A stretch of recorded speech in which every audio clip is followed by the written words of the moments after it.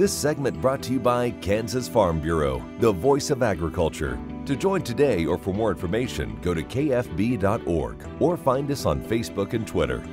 Welcome to Farm Factor. Up first today, Kyle Bauer talks technology with Doug Berven about the history of ethanol.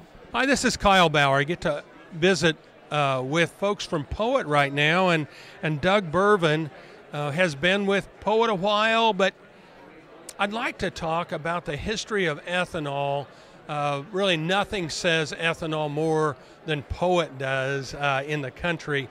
But let's just kind of bring people up to speed on how we got to where we are with ethanol in the United States.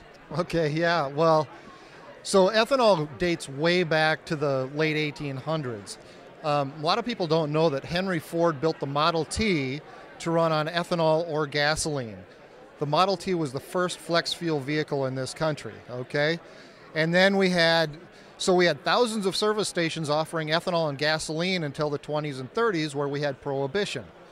Prohibition, which was an effort from a lot of Catholic nuns, and John D. Rockefeller wanted to get rid of alcohol for different reasons. Prohibition got rid of ethanol. We really didn't make any ethanol in this country from the 30s to the 70s. In 73, we had the OPEC oil embargo, okay? OPEC said we're not going to sell oil to the United States because they're friends with Israel. That's when Jimmy Carter called ADM and said, hey, can you make fuel out of corn? Because we've got a national security problem that we need to take care of. We need to grow our fuel domestically. That was the next start of the ethanol industry, the rejuvenation. And then in the late 80s, when farming was going south, our CEO, Jeff Broyne, and his family started the ethanol industry as we know it today. They bought a defunct ethanol plant in Scotland, South Dakota. They actually slept in that plant for a long time trying to make that plant work. When they got it to work, they got calls from other groups saying, hey, will you build us an ethanol plant? We have too much corn in this area. We need to help. We need demand for our grain. And ethanol started to grow as a demand sector for grain. And so then we had the RFS of 2005 and 2007, which really catapulted the ethanol industry. From 2000 to 2015, we went from about 1% of the U.S. fuel supply to 10% of the U.S. fuel supply, and that's where we've been for a while. Recent times, we haven't grown much in the last 6 years, okay? So we saw agriculture being very profitable because the ethanol was soaking up surplus grain around the country, right?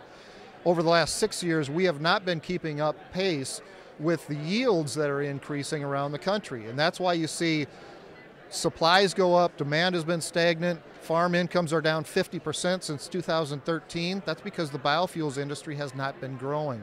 We need to get back to growing the biofuels sector because biofuels is the catalyst for successful agriculture. We have supported agriculture for years in this country through biofuels. We've gotten away from that, and we need to get back to that. We need to grow our industry, and that's why we're working so hard on E15 year-round, on mid-level ethanol blends. We want choice at the pump. Choice at the pump, E10, E15, E20, E30, E85, means that consumers can choose, and that gives us a free market access to the fuel system. The oil company doesn't want us to do that because a gallon of ethanol sold is a gallon of gasoline not sold. Ethanol is a superior product. We should be selling it. We should be using it all over the country. But look, we're taking market share from the most powerful political force on the planet, that is oil. And they have spent billions of dollars trying to cast doubt in the mind of the American consumer with myths and things just simply aren't true. We're cleaner, we're cheaper, we're a higher performance. We're better for the air, we're better for human health, we're better for the water, we're better for everything. Ethanol is the miracle that nobody knows about. We need it to get out, and we need people to start demanding for more ethanol at the fuel stations. Thanks, Kyle. Coming up after the break, it's this week's Kansas soybean update. Stay tuned.